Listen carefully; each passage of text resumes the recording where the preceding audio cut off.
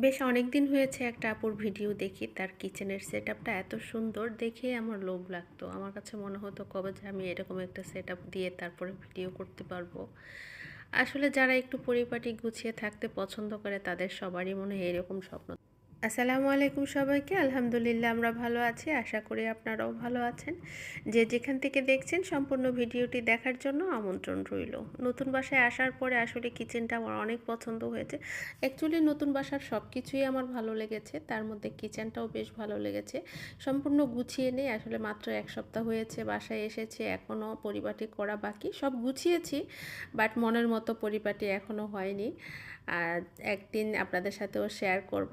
আর এসিটা পরিষ্কার করে আমি একটা কভার দিয়ে দিলাম, যাতে 3-4 মাসের মধ্যে, যেহেতু এসি লাগবে না, সেহেতু এসিটা সুরক্ষিত থাকে। আর একটু বারান্দায় আসছিলাম, যখনই বারান্দায় আসি আমার এই জায়গাটা দেখলেই ভিডিও করতে ইচ্ছা করে। আপনারা হয়তো ইদানিং নিয়মিত যারা আমার ভিডিও দেখেন তারা বলবেন, আপু যখনই আসেন তখনই আপনার এই ভিডিও করতে হয়, প্রতিদিনই এই জায়গাটা দেখাতে হয়। অ্যাকচুয়ালি আমার ভালো লাগা এটা, আসলে আমি কেন জানি না, নিজেরাও জানতেই মনে হয় যেন বারান্দায় আসলেই ইচ্ছা করে এই জায়গাটার ভিডিও করতে। মানে আমার এই জায়গাটা এতটাই ভালো লেগেছে, এতটাই সুন্দর এই জায়গার পরিবেশটা, দেখলেই ভিডিও করতে ইচ্ছা করে। আর কিচেনের সেট আপ আসলে আমি 2 জায়গায় করার চেষ্টা করতেছি, এখনও ওইভাবে করতে পারিনি, চেষ্টা করছি, হয়তো ইনশাল্লাহ আস্তে আস্তে পারবো। এই সাইডটাতে আমি ইলেকট্রিক চুলাটা বসিয়েছি, আর অন্য পাশে সম্পূর্ণ বিপরীত পাশে হচ্ছে আমার সিলিন্ডারটা বসাতে হয়েছে।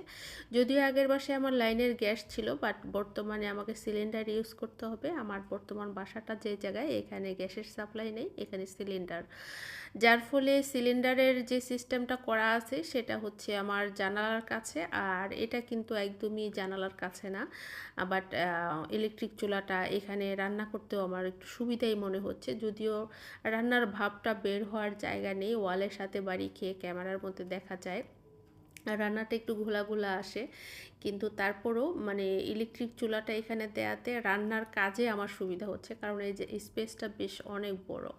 তো দুপুরে আজকে আসলে তেমন কিছু রান্না করিনি, আগের দিনের তরকারি ছিল সেটা দিয়ে সবাই খেয়ে নিছি। আর যেহেতু আমার কর্তা ইদানিং রাতের বেলা রুটি বা পরোটা খায়, সেহেতু ভাবলাম যে রাতের বেলা একটু সবজি করি, রুটি হোক পরোটা হোক যেটাই হোক, শীতের সবজি দিয়ে কিন্তু আসলে অনেক ভালো লাগে। এই শীত আসছে, এই বাসা চেঞ্জ করার ঝামেলার কারণে দেখা গেছে যে এখনও আমি আমার নিজের হাতে সবজিটা রান্না করিনি। তবে একদিন আমার কর্তা করেছিল, কর্তা বলতে আমার হাজব্যান্ড করেছিল, তার রান্নাটাও মাসাল্লাহ অনেক ভালো হয়েছিল। এই বাসায় আসার পরে একদিন হুট করেই বলতেছে যে আজকে একটু সবজি রান্না করি, করো। তো দেখলাম যে বেশ ভালো। আর এই সেকেন্ড টাইম আমি শীতের সবজি রান্না করতেছি। আজকে রান্নাটাও আমার মাসাল্লাহ ভালো হয়েছিল, তবে পরিমাণে একটু কম করেছি, কারণ বেশ কিছুদিন আমি আগে একদিন সবজি রান্না করেছিলাম, সবজিটা খেতে আমার একদম ভালো লাগেনি, যার ফলে দেখা গেছে যে সবজিরও তো এখন অনেক দাম, আর খেতেও যেহেতু ভালো লাগেনি, সবজি খাওয়া অনেকটা কমিয়ে দিয়েছিলাম। আর এখন যেহেতু শীত, ভাবলাম যে একটু সবজি রান্না করে দেখি। আর এখানে যেহেতু জায়গাটাও চেঞ্জ, ভাবলাম যে হয়তো বা আমি আগে যেই জায়গার থেকে সবজি কিনতাম এই জায়গার সবজিগুলি কেমন একটু খেয়ে দেখি। তো দেখলাম যে আলহামদুলিল্লাহ এখানকার সবজিগুলি ভালোই টেস্টি, আমার সবজির কালারটা যেমনই হোক না কিন্তু খেতে আলহামদুলিল্লাহ ভালোই হয়েছিল।